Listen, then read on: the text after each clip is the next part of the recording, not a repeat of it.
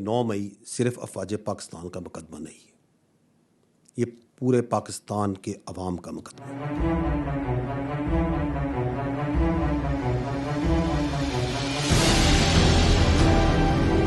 Doctor Yasmin साहिबा की तरफ से हमें क्लियर इंस्ट्रक्शंस हैं, उनका हुक्म है कमांडर हाउस को आग लगाएंगे। कोर कमांडर की तरफ जा रहे हैं। Going left towards the Corps Commander's house now. अभी के अभी हम सब जिना हाउस में इकट्ठे हों।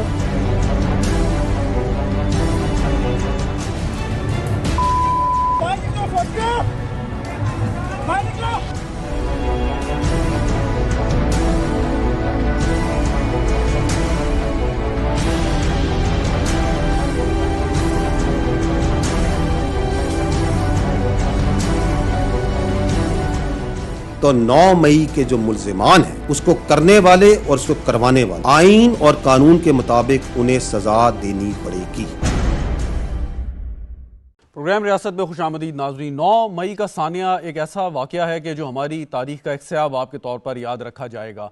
इस वाक़े से कई मिसालें हमें मिलती हैं, लेकिन अफसोस के साथ जो लोग इसमें मुलव्विस थे वो अपनी गलती तस्लीम करने को तैयार नहीं है। कल एक बहुत तफसीली प्रेस कॉन्फ्रेंस की DG ISPR ने, और उन्होंने वाज़ेह तौर पर कहा कि पाक अफवाज बहैसियत इदारा हर तरीके से तैयार है। इसकी तहकीकात अगर एक आज़ादाना अदलिया के जो जुडिशल कमीशन के ज़रिए करवाना चाहते हैं तो बिल्कुल करवा ली जाए, लेकिन एक ही रास्ता है कि जो लोग इसमें मुलव्विस हैं वो अपने किए पर शर्मिंदा हो, माफ़ी मांगें और फिर आगे बढ़ें। लेकिन पाकिस्तान तहरीक इंसाफ के रहनुमाओं का बयान सामने आया, खासतौर पर असद कैसर साहब को। उन्होंने कहा कि हमारी जमात किसी से माफ़ी नहीं मांगेगी, बावजूद इसके कि बहुत ही क्लियर और बहुत ही ब्लेटेंट एविडेंस मौजूद हैं जो आपने अपनी स्क्रीन्स पे देखे भी और इससे पहले भी आप देखते रहे हैं कि कैसे उन लोगों ने इंतशार तोड़ फोड़ की सियासत की और फाइनली इसका नतीजा 9 मई की सूरत में निकला।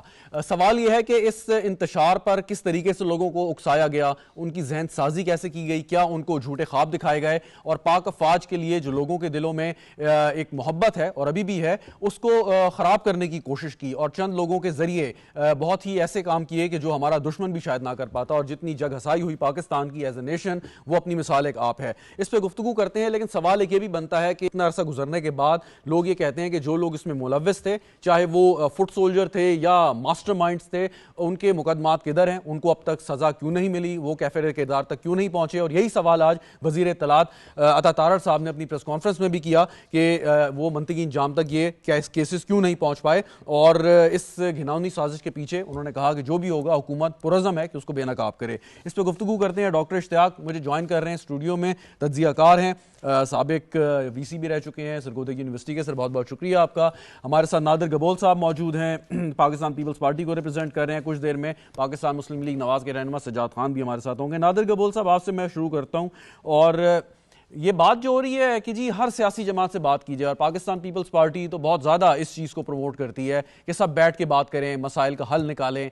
तो ऐसे लोग जो 9 मई के वाक़यात में मुलव्विस भी हैं और उस पर शर्मिंदा भी नहीं हैं, क्या आप समझते हैं कि उन लोगों से भी गुफ्तगू आप करना चाहेंगे या हो सकती है?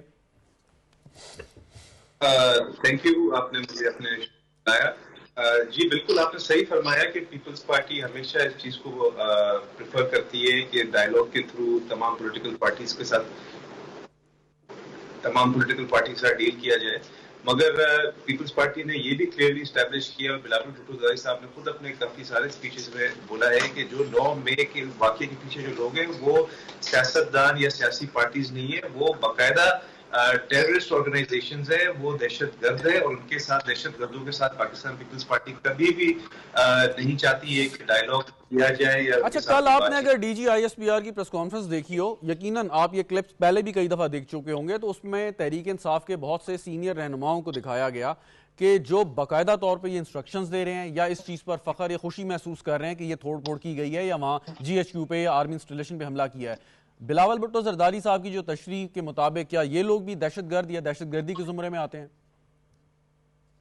देखिए जी बिल्कुल, जिन्होंने भी पाकिस्तान के इंस्टीट्यूशंस के ऊपर अटैक किया है, उन्होंने पाकिस्तान की रियासत के ऊपर और पाकिस्तान की आइन के ऊपर अटैक किया है, पाकिस्तान की खुद मुख्तारी के ऊपर, और जो हमारे स्पेशली जो हमारे आर्म्ड फोर्सेस हैं और उनकी जितने भी फैसिलिटीज है, उनके बेसेस, GHQ या कोर कमांडर के घर हो गए, ये सब नो गो एरियाज हैं किसी के लिए भी। और बिलावल साहब ने ये भी बताया کہ جب شہید ذوالفقار علی بھٹو کے ساتھ ایک سمجھے جوڈیشل مرڈر ہوا، وہ بھی ایک اس وقت فوجی عامر نے اس کا آرڈر دیا تھا، مگر پھر بھی پاکستان پیپلز پارٹی کے کسی بھی لیڈر یا کسی بھی کارکن نے کسی بھی فوجی عملے کے اوپر یا انسٹالیشن یا فیسلٹی یا کسی بھی ٹینک یا کسی ملٹری کی گاڑی کے اوپر راہ چلتے ہوئے اٹیک نہیں کیا. اپنے آپ کو ورکروں نے جلایا ضرور، مگر پاکستان کی کسی بھی انسٹیٹیوشن کو نہیں اٹیک کیا.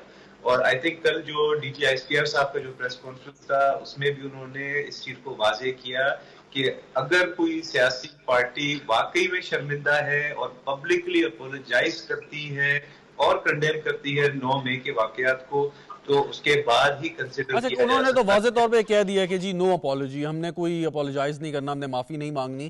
تو آپ سمجھتے ہیں کہ اب اس پہ بات کرنا لا حاصل ہے، کوئی ان سے بات چیت ہونی نہیں چاہیے، نہ ہوگی؟ اور خاص طور پہ تحریک انصاف کے چیئر پرسن جو ہیں ان کو بھی آپ اسی فہرست میں تصور کرتے ہیں، کیونکہ اصل ماسٹر مائنڈ تو کہنے کے مطابق وہی ہے؟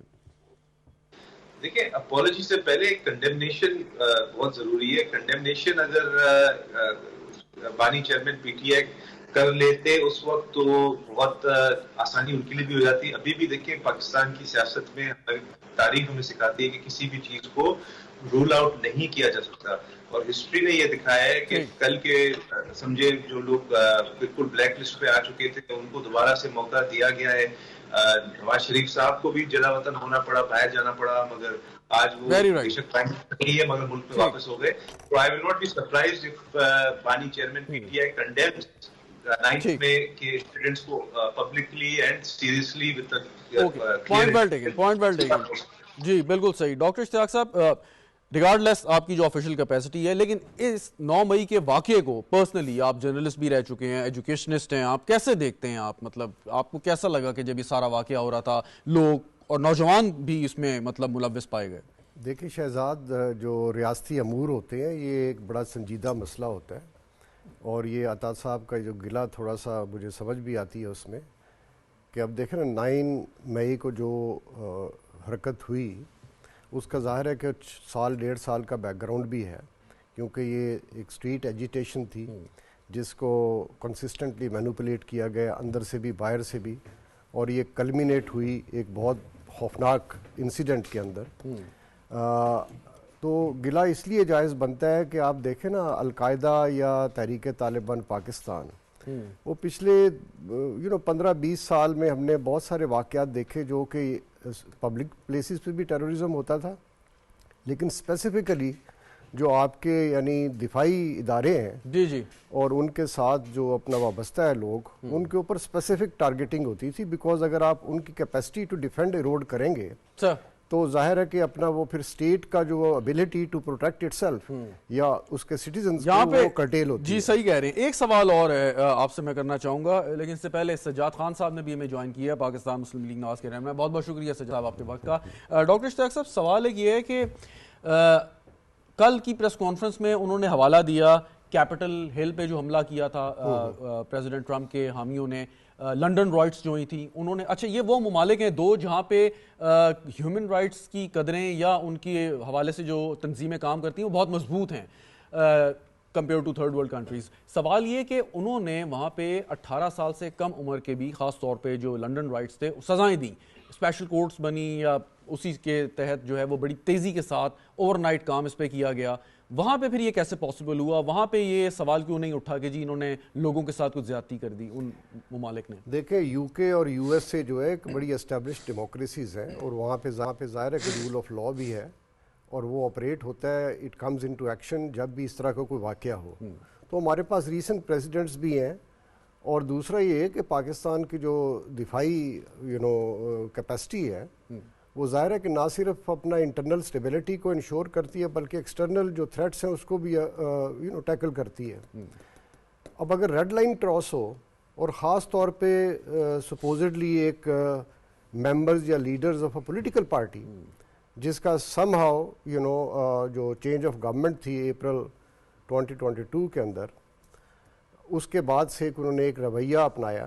لیکن اس میں ایک چیز اور بھی نوٹ کرنے کی ہے کہ یہ ایک ڈائلیما ہے جو ڈیجیٹل ایرا کا ہے کہ چونکہ اب ہم گلوبل ولیج ہے، کوئی بھی بات کر سکتا ہے کہیں بیٹھ کے، اور یہ مجھے تو لگتا ہے، اور کافی اس کے اوپر لوگوں نے اپنی آراء بھی دی ہیں صحیح، کہ یہ بڑا ایکسٹرنلی سپانسرڈ ایک ڈی اسٹیبلائزنگ کیمپین کا حصہ تھا، اور وہ آپ دیکھیں کہ ایون 9 مئی کے بعد یہ بات صرف کنفیشن کی کوئی نہیں ہے یا ریٹریکشن کی کوئی نہیں ہے، بلکہ ابھی تک جو وہ نیریٹو بلڈنگ چلتی رہتی ہے، اور اس کا مدعا صرف ایک ہی ہے کہ پاکستان کی سوورنٹی اور پاکستان کی اسٹیبلٹی کو کسی طرح کمپرومائز کیا جائے. ٹھیک یہ میرے خیال میں صرف اس کو اب آئسولیٹڈ اس میں نہ دیکھیں کانٹیکسٹ میں کہ یہ پاکستان کا اندرونی مسئلہ ہے، یہ externally instigated consistent campaign to destabilise Pakistan ہے. بالکل صحیح. سجاد خان صاحب، عام طور پہ تو اس کی نوعیت کے کیسز ہوتے ہیں وہ اوپن اینڈ شٹ کیس ہوتے ہیں اور فوراً پہ فیصلہ بھی آ جاتا ہے.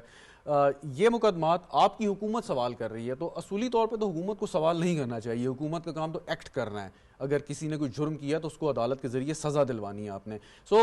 یہ معاملہ کیوں یہاں تک پہنچا کہ حکومت کو سوال کرنا پڑا کہ بھئی یہ مقدمات جو ہیں یہ منطقی انجام تک کیوں نہیں پہنچ رہے؟ دیکھیں، جیسے کہ آپ کے علم ہے کہ یہ 9 مئی کا واقعہ ایک ایسا واقعہ تھا جو تاریخ میں، پاکستان کی 70 سالہ تاریخ میں جو پہلی دفعہ ہوا ہے. اسٹیبلشمنٹ سے گلہ ساری جو باتوں کر رہا ہے. 2014 میں جیسے کہ کل D G I S P R صاحب کہہ رہے تھے کہ 2014 کے جب دیکھیں نا ایک سیاسی جماعت تھی، اس کا کام تھا جمہوری طریقے کے ساتھ پارلیمان کے ساتھ اٹیچ ہونا، پارلیمنٹ کو ساتھ لے کے چلنا. اور جب انہوں نے 2014 میں گورنمنٹ ہماری اسٹیبلش ہوئی تو انہوں نے 2014 میں پارلیمنٹ کے خلاف، پارلیمنٹ کے اگینسٹ باہر آپ کے سامنے وہ دھرنا تھا، بلکہ جس کی وجہ سے ہمیں کافی نقصان ہوا کہ اس وقت چائنا کے پریزیڈنٹ آ رہے تھے، انہوں نے بھی اپنا دورہ کینسل کیا. تو یہ ایک روایت ایسی بن گئی. حالانکہ چاہیے یہ تھا کہ کل، بلکہ میں بڑا اس چیز پہ حیران بھی ہوا ہوں اور خوش بھی ہوں کہ D G I S P R نے کہا کہ یہ جو ہے سلسلہ یہ 14 مئی سے، وہ 2014 سے سٹارٹ کیا جائے. یہ بڑی دلچسپ بات، انہوں نے کہا جی کمیشن بنا لیں لیکن 2014 سے اس کا اپروو کریں. اب 2014 کا جو دھرنا ہوا، آپ مطلب اسی ادارے کے کچھ سابق جو اب ہو گئے ہیں آفیشلز، ان کے اوپر آپ الزام لگاتے ہیں، یعنی آپ کی جماعت، اور اب جو اس وقت جو سرونگ جو ترجمان ہے وہ یہ کہہ رہے ہیں کہ جی وہاں سے شروع کریں، یعنی یہ وہ ادارہ چاہتا ہے کہ اگر آپ کریں. پھر تو اس میں کوئی رکاوٹ نہیں ہے، اگر آپ بنانا چاہیں تو یہ حکومت نے فیصلہ کرنا ہے کہ آپ کمیشن بنانے کا ارادہ رکھتے ہیں یا نہیں. دیکھیں، اس وقت کیونکہ آپ نے اتنی ڈھیل دی تھی کہ 2014 میں کہ اس وقت ایک بڑی پارٹی، بڑی جماعت ہے جو اپنے آپ کو بہت بڑی جماعت کہتے ہیں اور اپنے آپ کو وہ دعویٰ کرتے تھے، ویسٹرن کنٹریز کا حوالہ دیتے تھے کہ وہاں پہ جمہوریت جس طرح کی ہے، لیکن وہاں پہ ایسی کبھی جمہوریت نہیں ہو جنہوں نے پارلیمنٹ کو گالیاں دی ہوں یا پارلیمنٹ کے باہر بیٹھ کے یا پی ٹی وی پہ حملہ کیا ہو یا ایسی. بہرحال اس وقت بھی ان کا جو اشارہ تھا وہ اسٹیبلشمنٹ کی طرف تھا کہ میں امپائر کی انگلی جو ہے وہ بھی کھڑی ہو جائے گی اور یہ گورنمنٹ جو ہے یہ گر جائے گی. نہیں، مطلب یہ تو آپ لوگ بھی چاہتے تھے کہ اس پہ تحقیقات اور یہ منطقی انجام اور تفصیلات سامنے آئے، تو اب تو بالکل بڑا ایزی اور سامنے واضح طور پہ ہو گیا. اب کیا رکاوٹ ہے اگر آپ بنانا چاہیں؟ اب یہ جس طرح کہ ابھی تک وہ کہہ رہے ہیں جی کہ جوڈیشل کو کمیشن بنایا جائے، اور میں یہ سمجھتا ہوں کہ اگر ان کو کوئی یہ خدشات ہے کہ کچھ لوگ ان کے بے گناہ جو ہے وہ اندر ہے، تو اس وجہ سے کوئی آپ جوڈیشل کمیشن بناتے ہیں، اس میں کرتے ہیں. لیکن بدقسمتی رہی ہے اس ملک میں کہ 1971 میں جو آدھا ملک چلا گیا تو کمیشن بنا، آج تک اس کمیشن پہ کوئی ایکشن نہیں لیا گیا. تو ہم تو یہ چاہتے تھے جب یہ 9 مئی کا ایک دلخراش واقعہ پیش آیا جس میں ہمارے شہداء کی یادگاروں پہ اور بانی پاکستان کے لاہور میں جس طرح وہ شریک کیا گیا اور جس طرح انہوں نے تضحیق کی اپنے ملک کی، ایسے لگتا تھا کہ ایسے کوئی باہر کا ملک نے ہم پہ حملہ کر دیا ہو. Very right. نادر قبول صاحب، اب آپ سمجھتے ہیں کہ اس کے اوپر اگر کمیشن بنتا ہے کہ جو کہ ایک تجویز ہے وہ مطلب آپ ضروری ہے، اور جیسے 2014 سے تحقیقات کی بات بھی کی گئی ہے وہ ہونی چاہیے، یا آپ سمجھتے ہیں کہ یہ اس سے کچھ حاصل نہیں ہوگا، آگے بڑھنا چاہیے قانون کے مطابق جو ایک پروسیس کے ذریعے سزائیں جن کو ملنی ہیں وہ ملیں اور پھر ہم آگے بڑھیں بجائے اس کے کہ ہم پرانے زخم جو ہیں وہ کریتے رہیں؟ دیکھیے، ہسٹری ریپیٹ نہ ہو اس کے لیے ضروری ہے کہ شروع سے شروع کیا جائے. تو اگر ایک تجویز ہے اس کو کنسیڈر کیا جا سکتا ہے، اور تمام پولیٹیکل پارٹیز کے سامنے یہ تجویز انڈر کنسیڈریشن اگر آتی ہے تو ان کی اگر سب کی آپ سمجھے رائے یہی ہے تو اس میں کوئی برائی نہیں ہے، اور سزائیں تبھی ہو سکتی ہے نا کہ شروع سے دیکھا جائے کہ بنیاد کہاں سے رکھی گئی خرابیوں کی۔ اچھا چلیں یہ تو ہو گیا نہیں، لیکن ایک مطلب ایک چیز سمجھنے والی ہے جو میں بھی سمجھنا چاہوں گا آپ کے ذریعے کہ ایک واقعہ ہوا اس میں قانون شکنی کی گئی جن کا حوالہ ابھی سجاد خان صاحب بھی دے رہے تھے، اب وہ جب لا کو توڑا گیا ہے وہ تو بالکل واضح ہے، اس میں جوڈیشل کمیشن یا دیگر کمیشن بنانے کا کیا جواز ہے کہ وہ تو ایک پروسیکیوشن ایک نظام آپ کے یہاں پہ موجود ہے ملک میں، اس کے تحت سزا ہو، اینڈ آف دا سٹوری۔ دیکھیے ظاہر سی بات ہے جوڈیشل کمیشن سے کافی سارے لوگوں کا کانفیڈنس شاید گین کرنے کی کوشش کی جا رہی ہے تاکہ یہ نہیں دکھایا جائے کہ جو پروسیکیوشن گورنمنٹ کی طرف سے ہے وہ شاید بائسڈ ہو سکتی ہے، اور جوڈیشل کمیشن یوزلی کنسیڈر کیا جاتا ہے کہ وہ ان بائسڈ ہوتا ہے، تو یہ اسی وجہ سے میں سمجھتا ہوں کہ یہ تجویز رکھی گئی ہے۔ لیکن اگر آپ اس ایک مثال قائم کریں گے کہ اگر خدا نہ خواستہ کوئی اور واقعہ ہوتا ہے اس میں بھی یہ ڈیمانڈ آ جاتی ہے آپ جوڈیشل کمیشن بنائیں، تو پھر تو آپ کا جو اس وقت ایک ایگزسٹنگ نظام ہے اس کے اوپر آپ نو کانفیڈنس کر رہے ہیں نا، اس نظام کی مضبوطی کا پھر جو ہم بار بار بات کرتے ہیں وہ کہاں جائے گی؟ بالکل آپ صحیح فرما رہے ہیں۔ دیکھیں اگین بات ساری ہوئی ہو رہی ہے نا کہ یہ اتنا بڑا ایک انفارچونیٹ اور ہسٹوریکلی انفارچونیٹ واقعہ تھا کہ اس کے لیے کانفیڈنس تمام سٹیک ہولڈرز کا گین کرنا بہت ضروری ہے، اور اگر صرف آپ سمجھے اس کو یونیلیٹرلی اس پہ اگر ایکشن لیا جائے تو وہی والی باتیں دہرائی جائے گی کہ کسی کے ساتھ آپ سمجھے کہ انتقام لیا جا رہا ہے، انتقامی کاروائی لی جا رہی ہے۔ اس امپریشن کو ڈسپیل کرنے کے لیے آپ چلیں، آپ کی رائے سامنے آ گئی، ایک وقفہ لیتے ہیں، وقفے کے بعد گفتگو کے سلسلے کو آگے بڑھائیں گے، ساتھ رہیے گا۔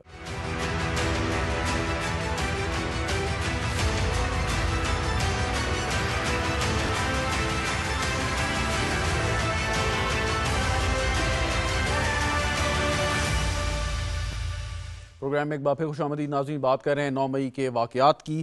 ہمارے ساتھ موجود ہیں ڈاکٹر اشتیاق صاحب، سجاد خان صاحب اور نادر گبول صاحب۔ ڈاکٹر اشتیاق صاحب، ابھی جو جوڈیشل کمیشن یا اس کی بات ہو رہی ہے، آپ کے خیال میں کہ ایک جو آرگومنٹ ہے کہ آپ کا جو یہ نظام ہے اس وقت پروسیکیوشن کا، پولیسنگ کا، انویسٹیگیشن کا، اگر آپ ہر واقعے کے بعد یہ ڈیمانڈ کریں گے کہ جی ایک اسپیشل کوئی کمیشن بنایا جائے جوڈیشل ہو یا ادروائز، تو پھر تو آپ کلیئرلی یہ کہہ رہے ہیں کہ ہمارا جو موجودہ نظام ہے یہ ہینڈل نہیں کر سکتا، پھر تو ہر شخص یہ اٹھ کے بات کرے گا کسی بھی واقعے کے بعد کہ ہم پولیس سے تفتیش نہیں کراتے، آپ کسی اور سے کروائیے۔ دیکھیں اس میں 2 پوائنٹس ہیں، ایک تو جیسے میں نے پہلے آپ سے آرگیو کیا کہ وہ القاعدہ اور ٹی ٹی پی کا جو زمانہ تھا اب بھی ریوائیو ہو گیا، القاعدہ تو ختم ہو گیا لیکن آئیسس نے ریپلیس کر دیا اس کو۔ اس میں آپ کو یاد ہوگا کہ سن 2014 کے بعد ایک اسپیشل ملٹری کورٹس بنے تھے جی، اور اس کو پھر میرا خیال 2 سال وہ چلتے رہے، اس کو دوبارہ انڈورس کر دیا تھا پارلیمنٹ نے۔ وہ اس لیے بنے تھے کہ نارمل کورٹ سسٹم آپ کا آپریٹ نہیں کرتا تھا، خاص طور پہ وٹنسز ور ناٹ ریڈی، اور ججز بھی گھبراتے تھے کیونکہ ان کو تھریٹ آ جاتی تھی، تو اسی لیے وہ ڈیلیوری جو ہے نا ہو نہیں سکی مناسب طریقے سے۔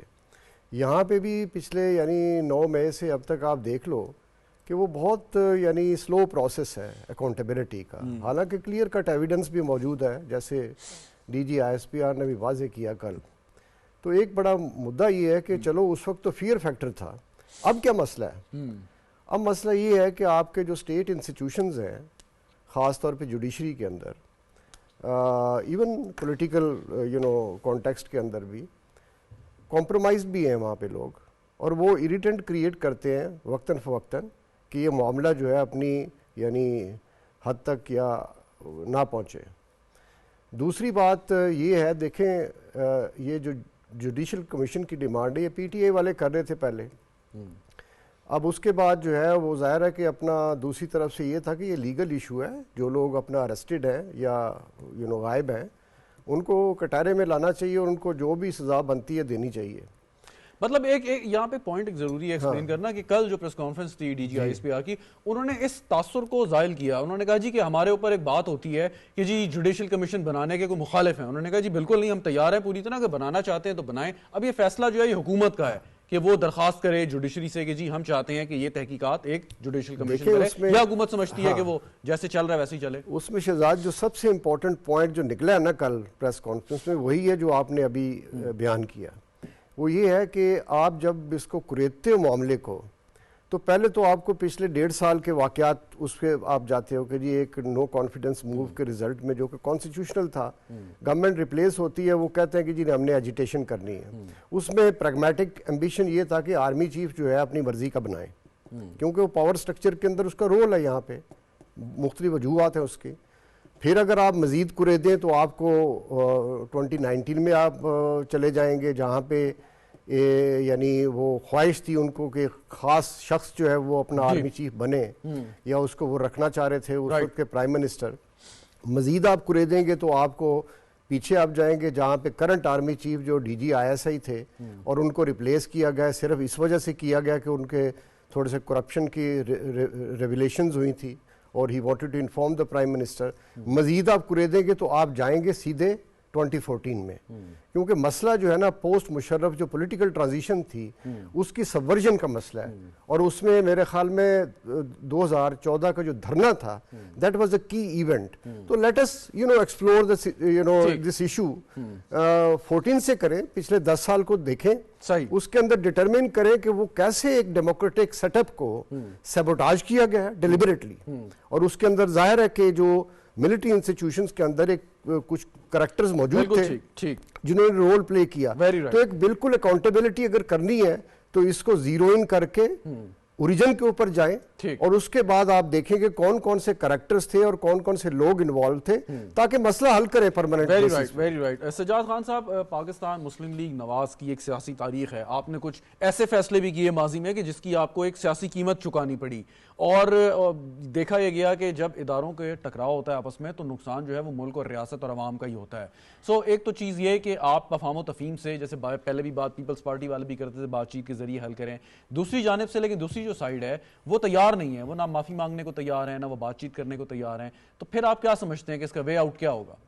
دیکھیں جناب، ایک بدقسمتی یہی ہے کہ جیسے عمران خان صاحب نے پاپولیرٹی حاصل کی، تو کیونکہ میں بھی ایک سیاسی طالب علم کی حیثیت سے آپ کو، کہ جب انہوں نے کہا کہ جی میں اس ملک کو جمہوری نظام اور ویسٹرن کنٹریز کی طرح میں یہاں پہ وہ سسٹم ہم لائیں گے، میں ڈکٹیشن نہیں لوں گا، میں اور آدھا دارہ اپنے اس میں رہ کے کام کرے گا. لیکن پھر سب سے پہلے سبوتاژ انہوں نے کیا. انہوں نے آتے ہی سب سے پہلے اسٹیبلشمنٹ کا سہارا لیا، اور پھر 2018 میں جس طریقے کے ساتھ اسٹیبلشمنٹ میں ان کو اپنی گود میں بٹھا کے میرے سامنے، میں 2018 میں میں الفن یہ بات کہتا ہوں کہ میں 2018 میں ضمنی الیکشن PTI کے خلاف 15,000 ووٹ سے جیتا تھا، تو مجھے صبح 300 ووٹوں سے ہرا دیا گیا.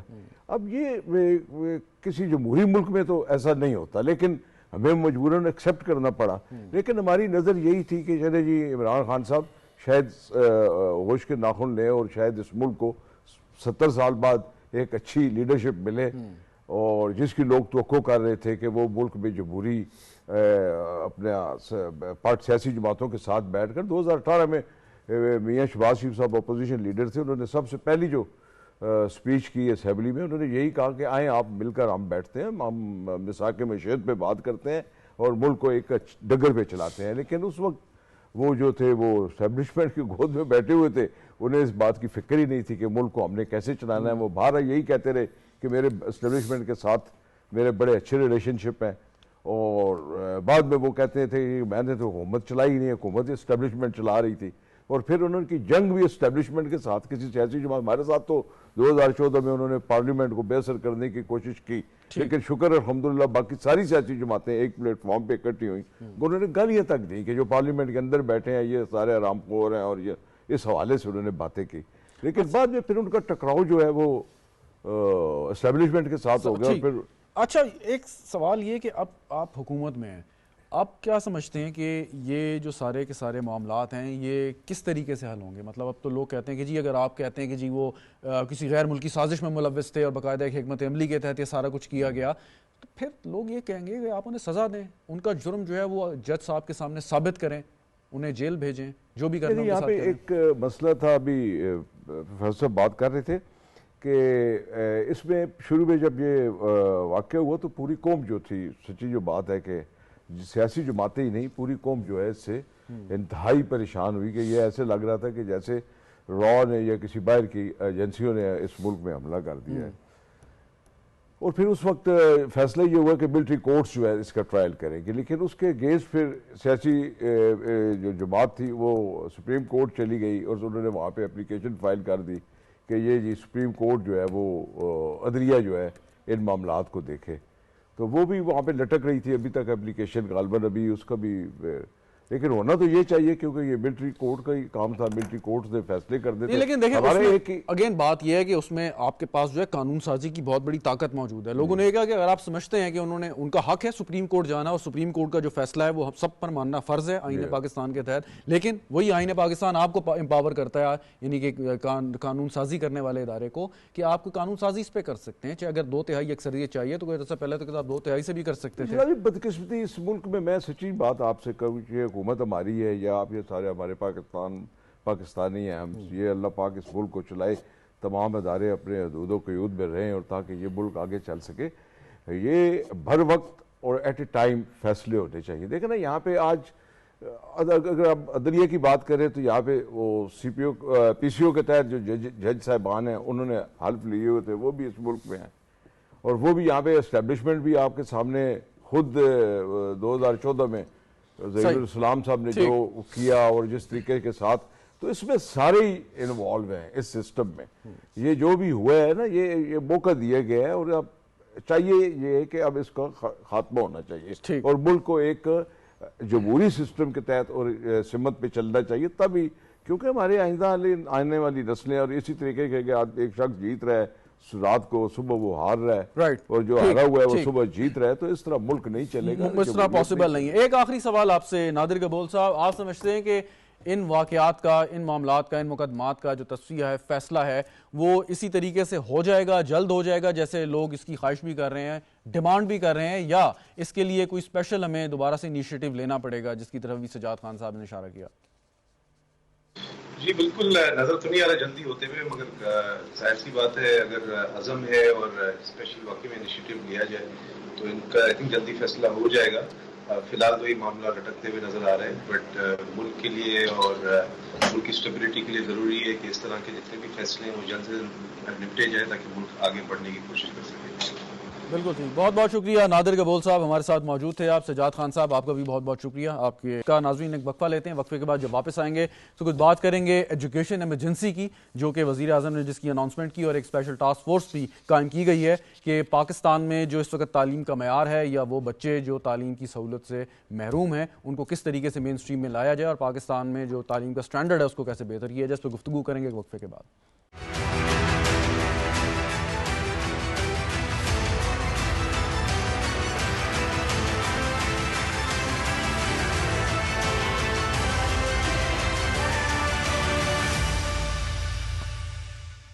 پروگرام ایک بار پھر خوش آمدید ناظرین. اچھی تعلیم کا حصول اور تعلیم کا معیار پاکستان میں ایک مسئلہ ہے جس کے خاتمے کے لیے ایک اسپیشل ٹاسک فورس کے قیام کا اعلان کیا گیا ہے اور اس کے ساتھ ایجوکیشن ایمرجنسی کو نافذ کرنے کا بھی اعلان کیا ہے. پاکستان میں اس وقت تقریباً 2.5 کروڑ کے قریب ایسے بچے ہیں کہ جن کی رسائی اسکولوں تک نہیں ہے یا وہ اسکول نہیں جاتے یا ڈراپ آؤٹ ہو چکے ہیں. اس کے علاوہ جو ریجن ہے اس کے اندر خاص طور پہ جو ساک کنٹریز ہیں وہاں پہ جو تعلیم کے لیے ہم رقم یا بجٹ مختص کرتے ہیں ہر سال میں وہ کہیں کم ہے دیگر ممالک کے مقابلے میں. بہت سے پرابلمز ہیں اس میں، ان کو حل کرنے کے لیے یقیناً وار فوٹنگ پہ کام کرنے کی ضرورت ہے. اس پر گفتگو کرتے ہیں. ڈاکٹر صاحب ہمارے ساتھ موجود ہیں، آلریڈی اس وقت ہمیں جوائن کر رہے ہیں مدد علی سندھی صاحب، سابق وزیر تعلیم رہ چکے ہیں. بہت بہت شکریہ سر آپ کا ہمیں جوائن کرنے کا. ڈاکٹر صاحب آپ سے میں آغاز کروں، اگر یہ ابھی جو فیصلہ کیا گیا اس سے کیا فرق پڑے گا؟ پہلے بھی بہت سے انیشیٹو لیے گئے ہیں لیکن جو نتائج ہم ایکسپیکٹ کرتے ہیں وہ ہمیں حاصل نہیں ہوتے. اس دفعہ کوئی فرق ہوگا؟ دیکھیں یہ اس دفعہ معاملہ بہت سیریس نوعیت کا ہے اور اسی لیے جو لیڈرشپ بھی ہے اس وقت وہ بھی سمجھتی ہے کہ کچھ کرنا چاہیے. تو پہلی بات تو یہ ہے کہ یہ کوئی بھی لیڈرشپ ہے وہ بنیادی طور پہ دور اندیش ہونی چاہیے اور اس میں جب تک فورسائٹ نہ ہو، مثلاً کہ آپ اس ایرا میں ہیں لیکن آپ کے دماغ جو ہے وہ آج سے 5 سال کے بعد ہے. تو یہ انیشیٹو لیا کیوں گیا ہے، کیوں ایمرجنسی ڈکلیئر کی گئی ہے؟ اس لیے کی گئی ہے کہ دنیا کے تمام جو UN ممبر سٹیٹس ہیں انہوں نے SDGs جو سسٹینیبل ڈیولپمنٹ گولز کے ٹارگٹس ہیں 17 جس میں ایجوکیشن بھی ہے اور کلائمیٹ چینج، انرجی اور کافی سارے مدعے ہیں جو ریئل گلوبل ایشوز ہیں، وہ سن 2030 تک ان کو وہ ٹارگیٹس میٹ کرنے. اس سے پہلے 15 سال کے لیے ملینیم ڈیولپمنٹ گولز تھے اور کافی سارے دنیا کے ممالک انکلوڈنگ پاکستان ہم نہیں اس کو اکمپلش کر سکے. اسی لیے یہ 2015 کے اندر SDGs آئے تھے. تو اس کا جو پرائمری ایجوکیشن کا جو گول ہے ایجوکیشن کے حوالے سے وہ ہے یونیورسل ایجوکیشن کا, جو کہ ریاست کی ایک اولین ذمہ داریوں میں سے آتا ہے. تو اس لیے 6 سال پہلے ہی کیونکہ یہ ایمرجنسی ڈکلیئر کی اگلے 5 سال کے لیے, تو اس لیے ہے کہ ہم کسی طرح ایسی کاوش کریں اس پورے عرصے کے اندر کہ ہم یہ SDGs کا جو ڈکلیئر ٹارگیٹ ہے وہ ہم 2030 تک میٹ کر سکیں. ٹھیک. مدد علی صاحب, ایک اور سوال یہ ہے کہ جن کی رسائی نہیں ہے جن بچوں کی اسکول تک, وہ چلے بھی جائیں تو ہمارے جو سٹینڈرڈ ہے, جو معیار ہے, آپ نے بہت سا کریکولم چینج کیا لیکن وہ معیار بہتر نہیں ہوا. اس کی کیا وجہ ہے کہ کیا اساتذہ ہمارے کوئی بہت اس طرح کے نہیں ہیں کہ جو بچوں کو اس لیول تک لے کے جا سکیں؟ دیکھیے جناب, ہم بہتر ہے کہ اس موضوع کو زیادہ میں واضح کرتا چلوں کہ بات یہ ہے کہ جب میں کیئر ٹیکر منسٹر بنا ایڈوکیشن کا تو 17 ستمبر کے بعد اکتوبر میں نے یہ میرے ذہن میں کافی بات تھی کہ آؤٹ آف چلڈرنس میں ہمارے پاس ہمیشہ اعداد و شمار ہم دوسری ایجنسی سے لیتے ہیں, یونیسیف اور یہ, تو ہمارے پاس خود ایک ادارہ تھا پائی, تو میں نے خود یہ سروے کرائی تو مجھے پتہ پڑا کہ ایکچول کیا ہے. 2,60,00,000 بچوں کی, جس میں سب سے بڑی تعداد پنجاب ہے, دوسری سندھ ہے, پھر بلوچستان اور KP کی. تو اس وقت میں نے یہ تمام صوبوں کے نگراں تعلیم کے منسٹرز کو بھی یہاں ایک کانفرنس میں بلایا اور میں صوبوں میں چل کے بھی گیا کہ بھائی یہ بہت اہم مسئلہ ہے کہ 2,60,00,000 بچے کس طرح ان کو آپ لا سکتے ہیں. اور یہ وہی بچے ہیں جو ہوٹلوں میں کام کرتے ہیں, گھروں میں کام کرتے ہیں. بچیاں آپ نے دیکھا نہیں کہ کتنے بچیوں پر تشدد ہوا ہے. ابھی بھی ایک بچی کا مثال آپ کو پتا ہوگا رانی پور میں, پنجاب میں. تو اب یہ تھا کہ اس کو کیسے حل کیا جائے. تو اس وقت میں نے یہ کہا تھا کہ تمام انتخاب آنے والے ہیں, انتخاب ہوں گے, میں تمام پارٹیوں کو ریکویسٹ کرتا ہوں کہ تمام اختلاف بلا کر آئندہ 4 یا 5 سال ایڈوکیشن ایمرجنسی نافذ کرے اور ملک میں تعلیم پر مکمل توجہ دیں. ٹھیک بات, ہم آتے ہیں 2,60,00,000 پر. اب وہ بچے کیسے آئیں؟ جن بچے ہوٹلوں میں کام کرتے ہیں ان کو تنخواہ ملتی ہے, جو گھروں میں کام کرتے ہیں ان کو 10,000 سے 8,000. اب وہ بچے والدین کس طرح کہیں گے کہ ہمارے بچے, اس کے لیے پریکٹیکلی ایک عمل ہونا چاہیے کہ اس بچے کو 10,000 یا 8,000 پیسے دے تو وہ چارم کر کے وہ آ جائیں.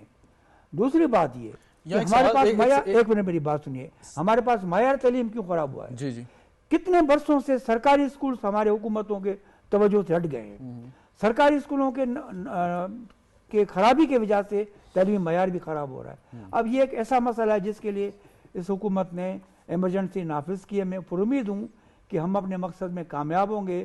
اگلے 4 سال جو ایمرجنسی کے لیے نافذ کیے گئے ہیں وہ باہر دوسری بیرونی ایجنسیوں سے مل کر ہم کس طرح حل کرتے ہیں, ان بچوں کو کس طرح واپس لاتے ہیں, یہ ایک بڑا چیلنج ہے. اچھا, ایک سوال ہے ویری کوئکلی. ایک تو یہ کہ یہ جو 2,60,00,000 بچے باہر ہیں, ایجوکیشن ایمرجنسی ہو گئی, آپ کی جو تجویز تھی وہ مطلب اس کی عملی ہم نے جو ہے وہ جامع پہنایا دیا گیا ہے. کوسچن از دس کہ کیا ہمارا جو ایگزسٹنگ انفراسٹرکچر ہے وہ اس میں اتنی کیپیسٹی ہے کہ یہ جتنے باہر بچے ہیں ان کو وہ اکوموڈیٹ کر لے گا؟ اور جو آپ کی تجویز ہے جیسے اگر بچوں کو کچھ فائنینشیل انسینٹیو دیا جائے پیرنٹس کو, تو پھر تو ہماری معیشت تو اس قابل نہیں ہے کہ یہ تو بہت ایک بڑی اسٹیگرنگ قسم کی اماؤنٹ بن جائے گی. اسکولوں میں بچے تو ویسے بھی پڑھتے ہیں, ہم تو شہروں کو دیکھتے ہیں, لیکن دیہات میں جائیں گے تو آپ دیکھیں گے بچے تو زمین پر بیٹھ کر پڑھنے کے لیے بھی تیار ہیں, درختوں کے نیچے بھی پڑھ رہے ہیں, وہی ٹیچرز ہیں. ہمیں کام ان سے لینا چاہیے, ان کو واپس لانا چاہیے.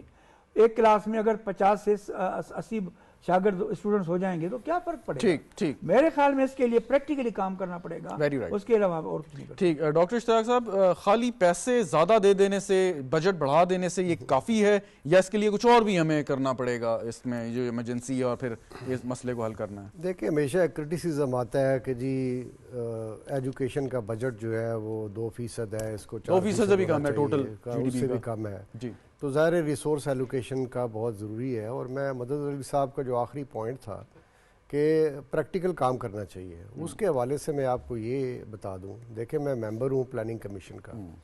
پچھلے مہینے کی جو سینٹرل ڈیولپمنٹ ورکنگ پارٹی کی میٹنگ تھی جس میں ہم 10 بلین تک کے پروجیکٹس اپروو کرتے ہیں اور باقی جو ہے ہم ایکنیک کو بھیجتے ہیں، Executive Committee of the National Economic Council. اس کے اندر ہم نے تقریباً 12 سے 15 دانش اسکولس اسلام آباد، اے جے کے، جی بی، بلوچستان کے اندر اور دوسرے یعنی کے پی اور اس میں اپروو کیوں، کیونکہ دانش اسکول جو ہے آپ کے موجودہ پرائم منسٹر جب وہ سی ایم پنجاب تھے اس میں انہوں نے یہ انیشیٹو لانچ کیا تو کافی سکسیسفل ہے اور پورے صوبے میں پھیلا ہوا ہے. تو ان کی خواہش تھی کہ اس کو اپنا دوسرے اسی ٹیمپلیٹ کو یوز کریں اور دوسرے علاقوں کو بھی اپنا یہ ایکسیس دیں بچوں کو ایجوکیشن جو کہ اسکول میں نہیں ہے. سیکنڈ یہ کہ آج ہم نے اور کی مطلب آج ڈکلیئر کیا لیکن صبح سے لے کے شام تک بہت سارے پروجیکٹس ہم نے اپروو کیے. آج سارا دن میٹنگ ہوتی رہی سی ڈبلیو پی کی اور اس کے اندر چائنا کی جو ڈیولپمنٹ ایجنسی ہے ان کی طرف سے آج ڈیڈ لائن تھی کہ آپ اپنا اسپیسیفک پروجیکٹس جو ہے وہ کانسیپٹس جمع کرائیں تاکہ ان کو اپروو کیا جائے.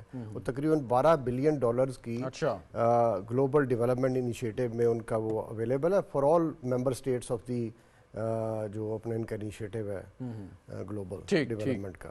تو اس میں ہم نے ایسے پروجیکٹس بھی اپروو کیے اور مد نظر رکھتے ہوئے کہ یہ جو رورل ایریاز ہیں یا فار فلنگ ایریاز ہیں یہاں پہ بچوں کو ایکسیس نہیں ہے ایجوکیشن کی، وہاں سکولز ہی نہیں ہوتے بالکل. اور اس کے بعد خاص طور پہ کلچرل اور لاجسٹیکل ریزنز کی وجہ سے جو بچیاں جو ہے وہ اپنا محروم رہ جاتی ہیں. تو یہ آؤٹ آف سکول چلڈرن کا بہت سیریس ایشو ہے اور یہ یونیورسل ایجوکیشن یہ رسپانسبلٹی ہے. ویری رائٹ، بڑا پرٹیننٹ پوائنٹ، پریکٹیکل کام شروع ہو چکا ہے. Very very very good.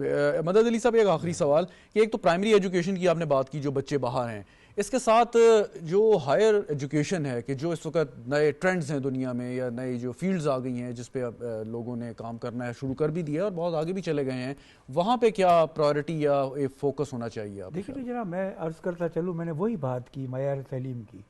Schools ہمارے بہت اچھے ہیں. آپ دیکھیں اسلام آباد سے ہم شروع کریں، اسلام آباد میں بہت اچھے اسکولس ہیں. میں نے جب دیکھا کہ اسکولوں کی حالت بہتر نہ تھی، واش روم ٹوٹے ہوئے تھے، وہ ان کی فیسلٹیز میں دلوائی. اب ہم صوبوں کی بھی جب بات کریں گے تو وہاں بھی بہترین اسکولس ہیں. میں یہ پھر ریپیٹ کرتا ہوں، میرے دوست بھی بیٹھے ہوئے کہ بھائی خدا کے واسطے سرکاری اسکولوں کو ان کی سرپرستی کرے، سرکاری اسکولوں کی حالت بہتر کرے. اگر سرکاری اسکولوں کی حالت بہتر ہوگی تو معیار تعلیم ہوگا.